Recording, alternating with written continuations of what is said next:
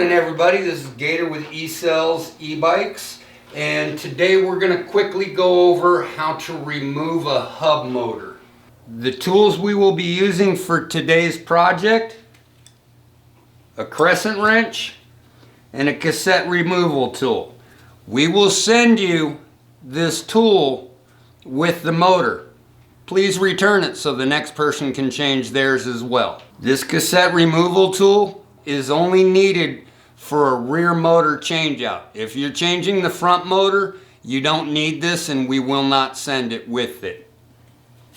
What you first need to do is find out which side the motor wire comes out on, and that will be the side the motor removes from. If you have a cassette, such as in this case, or a rotor in the way, you'll have to remove it to access the bolts. If you have a front motor or your wire is not on the cassette side, there's no need to remove that because it's not in the way.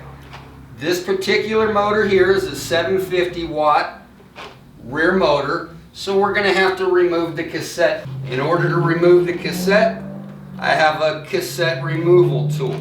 Your tool is either going to have a notch in it so that it slips over this axle, or the end of it's going to be drilled out so that it fits over the axle and fits into the cassette.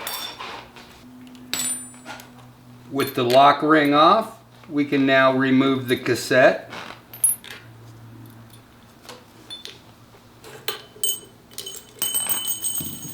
With the cassette removed, we have access to the bolts holding the motor in.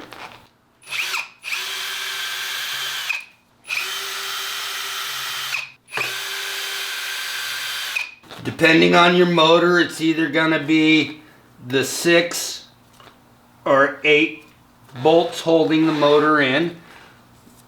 Now that we have these bolts removed, the motor's ready to come out. On this brake side here, I'm going to have to drive the axle out. What I've done is I have this axle nut flush with the bolt so that when I tap on it, I will not damage the bolt and I won't damage the threads on the axle. Do not be scared to give it a little bit of love.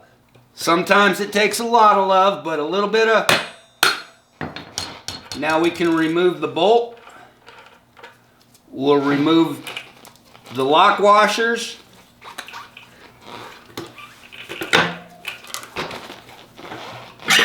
And the motor slides right out. As you notice, the planetary gears are still attached to the motor. Sometimes they have a habit of sticking inside. If they do stick inside, just take the wheel, drop it flat. That will dislodge your planetary gears if they stuck. To remove a motor from the hub, we've just done. So if I've sent you a new motor, now we're ready to install your new motor into your old hub. Reverse the process. Spin the axle a little bit. Planetary gears will line up. Line your screw holes with the plate. I do have this chuck set with the clutch so that I won't over tighten.